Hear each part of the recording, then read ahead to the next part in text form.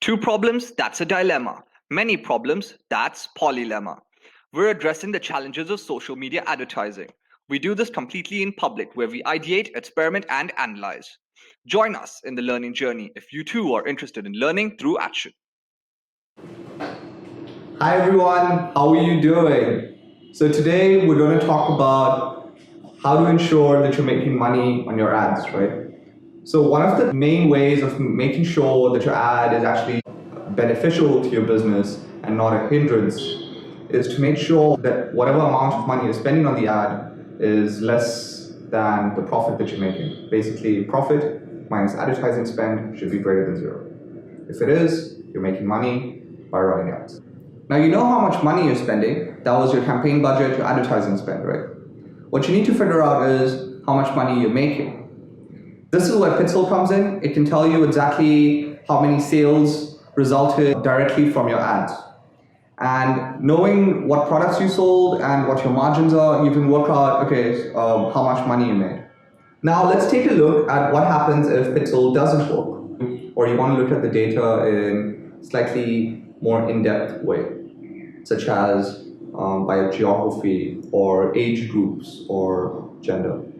Well, in that case, all you have is your link clicks, and you also know the number of actual visitors on your website from Google Analytics or Microsoft Clarity or any other software that you use to track visitors to your website, right? Now this can get a little complex, so what I'll do is I'll take you through an example, and hopefully that will give you a lot more clarity about how to go about this process. So let's take a look at my friend Palak's website. She runs a D2C footwear brand. She ran her advertising on Facebook and Instagram for 7 days. Her campaign budget was 1,000 rupees. All of it was spent. And she got 1,000 link clicks from this campaign. According to Google Analytics, 500 of those people who clicked on a link actually made it to her website and spent some time there. And she also had 100 other people who visited her website organically. This brings the total number of people who visited her website during that 7-day period to 600. And in the same period, she made 6 sales. This means that for every 100 people who visited her website, she made 1 sale. And since we know that 500 of those people came from the Facebook ad campaign, we can attribute 5 sales to the Facebook ad campaign. So now we need to find out how much did it cost her to make each sale. Now we know that the advertising campaign cost her $1,000 and that she made 5 sales. So that means per sale, she was spending $200. For every 200 rupees of advertising spend, she would make 1 sale. Now we know what the average profit per sale is, that's 500.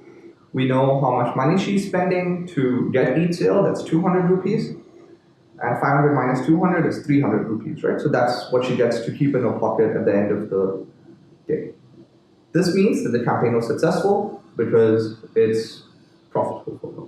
Palak was also interested in looking at the difference in purchase behavior of men versus women on her website. She found that of the 1,000 link clicks that she generated, 400 were by men and the remaining 600 were by women. She also found that the cost to advertise to men, those 400 men, was 600 rupees, whereas the cost to advertise to the women, the 600 women, was only 400 rupees. Now, if we go back, we know that for every 2 people who clicked a link, 1 person went to her website. So from the 1,000, 500 actually visited. So therefore we can assume that out of those 400 men, 200 of them visited her website. And similarly, out of those 600 women, 300 visited her website. And we know that for every 100 visitors, she makes 1 sale. So that means from the men, she made 2 sales, and from the women, she made 3 sales. What this means is that her cost per sale for men is 600 divided by 2. So it's actually 300 rupees. And her cost per sale for women is 400 divided by 3, which is 133 rupees. Now what this shows is that advertising to both men and women is profitable for Palak. So she can continue to do both. What it does also mean though is that it's a lot cheaper to advertise to women for her brand. And perhaps if she's looking to just improve her profitability, this is one area where she can focus on. women's footwear. Alright guys, so that was the profitability video. I hope this will help you all figure out whether your own campaigns are profitable or not, what to do if your Facebook pixel is not installed properly or you haven't just enabled it yet, and also what to do if you want to look at further breakdowns in demographics. So we've demonstrated it for gender. You can obviously do this for age groups, location, whatever other criteria suits you. Do like, comment, and subscribe. We do read all your comments, and it does make a big difference. We're really trying to grow this community, and it means a lot. Stay tuned for our next video, which will be about campaign 3. We actually get to work with a fashion brand here in Jaipur. They've agreed to let us kind of document the whole process, which is really exciting for us, and we think will provide even more benefit and more clarity to all of you. So thank you so much. Till next time. Bye.